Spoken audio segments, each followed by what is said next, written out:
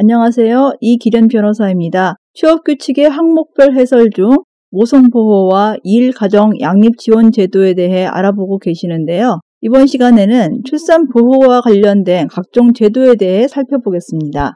최근 정부는 근로여성의 모성보호를 강화하고 직장과 가정의 양립을 지원함으로써 여성 근로자와 아동의 건강을 보호하고 이를 뒷받침하기 위해서 근로기준법, 남녀고용평등법, 고용보험법 등 근로여성에 대한 모성보호 관련 법 규정을 대폭 개정하였습니다.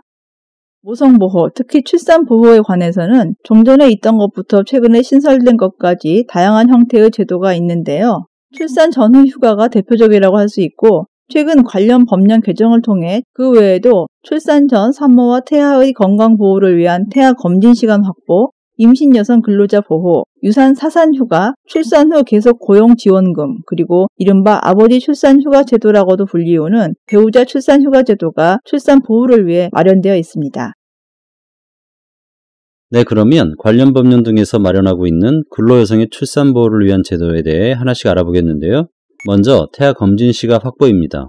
임신한 여성 근로자가 규칙적으로 태아의 건강 상태를 확인하여 건강한 이세를 낳을 수 있도록 하는 것은 국가의 지속성을 위해 필요한 것입니다. 이러한 취지에서 근로기준법은 태아 검진 시간의 허용 등이라는 규정을 두어 임신한 여성 근로자가 모자보건법에 따라 정기 건강검진을 받는 데 필요한 시간을 청구하면 이를 허용하도록 하고 있습니다. 또 만일 이러한 건강검진을 이유로 여성 근로자의 임금을 삭감하면 실질적으로 제도의 실효성이 없어지는 것에 대비하여 태아 건강진단 시간을 이유로 여성 근로자의 임금을 삭감할 수 없게 하였습니다. 한편 모자보건법에 의하면 임산부 정기 건강진단은 임신 7개월까지는 2개월마다 1회, 임신 8개월에서 9개월까지는 1개월마다 1회, 임신 10개월 이후는 2주마다 1회씩 실시하도록 하고 있다는 점도 알아둘 필요가 있겠습니다. 네, 태아 검진 시간을 법령에서 규정한 것은 단순히 산모와 태아의 건강이라는 점에 국한되는 것을 넘어 저출산 고령화에 따르는 국가의 장기 정책적 문제와 연결되는 것입니다. 통계청 자료에 의하면 합계 출산율 기준으로 1.3명 이하, 여기서 1.3명 이하는 초저출산 사회로 분류된다고 하는데요. 아시다시피 지난 10년간 우리나라의 출생아 수 및 출산율은 이미 초저출산 사회로 진입하였으며 2005년 최저점을 기록한 후 약간의 변동을 거쳐 최근에야 비로소 소폭 증가하고 있다는 것을 알 수 있습니다. 출산율이 감소함에 따라 궁극적으로 국가의 인구가 감소하고 노령 인구가 증가하는 것은 국가 차원에서는 매우 심각한 일이 아닐 수 없습니다. 이러한 문제점을 인식하고 정부에서도 각종의 다양한 정책을 마련하고 있는 것이고 태아 검진 시간 등을 주도록 하는 것도 이러한 맥락에서 이해할 수 있을 것입니다. 이어서 여성 근로자의 출산 보호 제도로서 아이를 가진 여성 근로자에게 시간내 근로를 시켜서는 안 된다는 점, 그리고 그 여성 근로자의 요구가 있는 때에는 경이한 종류의 근로로 배치 전환시켜야 할 필요가 있습니다. 여기서 쉬운 종류의 업무가 어떤 내용인지에 대해서는 법령에서 정해놓지 않았는데요. 가능하다면 해당 근로자가 원하는 업무로 전환해주는 것이 바람직할 것입니다. 그런데 이 문제도 따지고 들어가면 어려운 문제에 봉착할 수 있습니다. 예를 들면 해당 근로자가 단순 업무에 종사했던 경우에는 별다른 문제가 발생하지 않겠지만 만일 회사 내에 격리 업무를 전담하던 직원인데 마땅한 대체 인력도 미처 확보하지 못한 상황이라던가 혹은 타인이 단시간 내에 인수인계하기 어려운 고도의 전문적인 업무를 처리하고 있던 경우라면 해당 근로자가 원하는 업무로의 배치 전환이 쉽지만은 않게 될 것입니다. 일반론적으로는 해당 근로자의 경이한 업무로의 배치 전환 청구도 사회통념상 합리성이 요구된다고 할 수밖에 없을 것입니다. 한편 출산 전후 기간과 그 후 30일은 해고가 제한됩니다. 다음으로 모성보호와 관련하여 출산보호라는 주제에서 가장 큰 비중을 차지하는 제도 중 하나인 출산 전후 휴가 제도에 대해 알아보겠습니다. 이 제도의 핵심적인 내용은 임신 중의 여성에게 출산 전과 후를 통하여 90일의 휴가를 부여한다는 것인데요. 1953년에 제정된 근로기준법에서는 출산 전후를 통하여 60일의 휴가를 부여하고 있었는데요. 물론 산 전후 휴가 부여 기간은 각 나라마다 조금씩 차이를 보이고 있어서 일률적으로 판단하기는 곤란하지만 어찌되었든 그 후 관련 법령 개정을 통해 휴가 제도가 강화되는 과정을 거치게 된 것은 분명하다고 하겠습니다. 이와 같은 출산 전후 휴가는 출퇴근 성적과 관계없는 보장적 성격의 휴가입니다. 따라서 기업 규모, 근로자의 종류, 근로의 형태 등과 관계없이 근로자에게 임신 및 출산이라는 사실에 기초하여 보장하는 것입니다. 한편 당연한 것이지만 출산 전후 휴가는 임신, 출산 등으로 약해진 여성 근로자의 육체적인 회복을 주된 목적으로 하는 것이기 때문에 입양의 경우는 대상에서 제외된다고 보아야 할 것입니다. 네, 이 과정에서는 출산 전후 휴가 제도에 대해 이 정도로만 간단히 알아보기로 하겠는데요. 이 휴가 제도의 주요한 내용으로 볼 수 있는 보장의 내용, 유산 및 사산의 경우, 그리고 직무 복귀 등에 대해서는 별도 과정에서 상세히 다루도록 하겠습니다. 네, 다음으로 흔히 아버지 출산 휴가 제도라고 불리우기도 하는 배우자 출산 휴가 제도에 대해 살펴보도록 하겠습니다. 이 제도는 출산에 대해서는 남녀가 공동으로 책임져야 한다는 사회문화적 요구에 따라 만들어진 것으로서 2007년 이 제도가 도입되기 전에도 이미 적지 않은 기업들은 단체 협약을 통해 적게는 1일, 많게는 5일 정도의 배우자 휴가를 주고 있었습니다.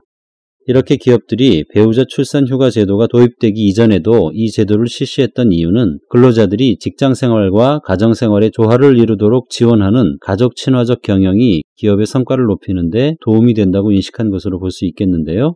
서울 소재 500개 기업을 대상으로 실시한 조사 결과에 따르면 가족 친화적 경영이 기업 성과를 높이는 데 도움이 된다는 응답이 약 61%, 도움이 되지 않는다고 응답한 기업 38%에 비해 높았다고 합니다.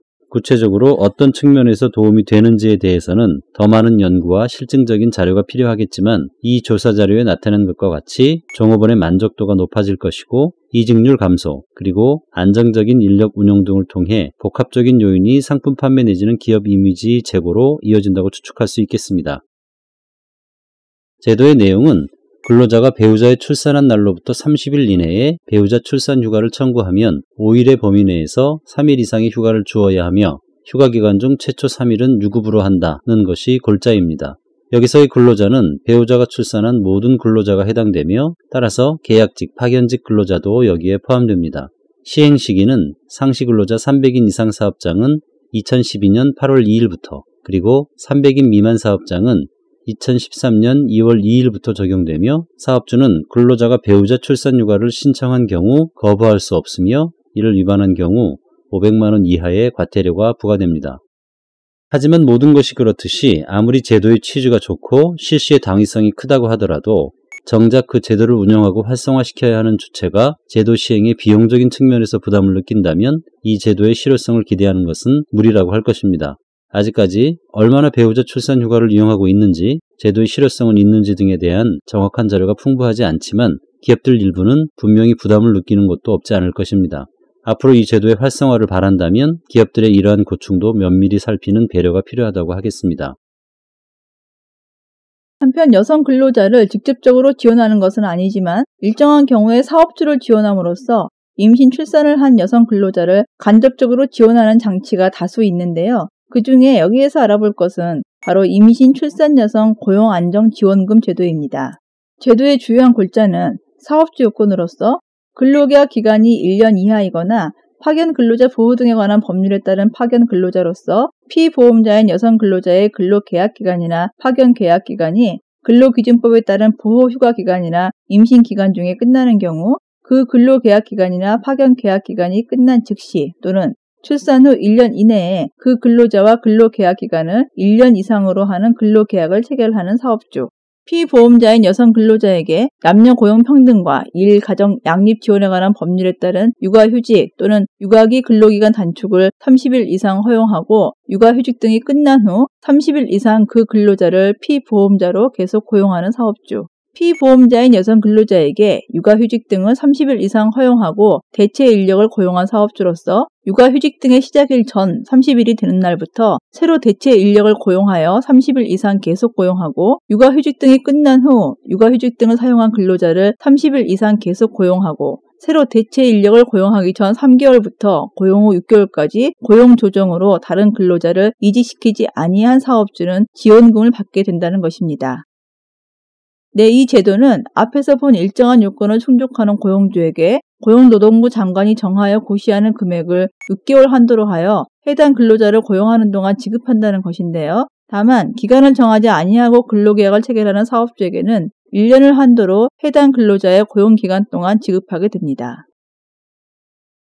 네, 이상과 같이 현행 법령상 여성 근로자의 출산 보호 제도에 대한 주요 내용을 살펴보았는데요. 태아 검진 제도, 임신 여성 보호를 위한 배치 전환, 일정 기간 해고 제한, 그리고 출산 전후 휴가 제도, 최근에 마련된 배우자 출산 휴가 제도, 그리고 사업주를 지원함으로써 간접적으로 여성 근로자의 고용과 유지에 기여하는 지원금 제도를 차례로 확인하였습니다. 보신 것과 같이 모성 보호를 위하여 여성 근로자를 배려하는 제도적인 모습은 어느 정도 갖추어졌다고 보아도 크게 무리는 아니겠습니다. 그러나 무엇보다 중요한 것은 그러한 제도가 자발적으로 운영될 수 있는 환경과 여건을 조성하는 일일 것입니다. 이를 위해 정책 당국은 물론 기업과 근로자 상호 간에 제도에 대한 이해도를 높이고 활용을 위한 접점을 찾으려는 노력이 필요하다고 하겠습니다.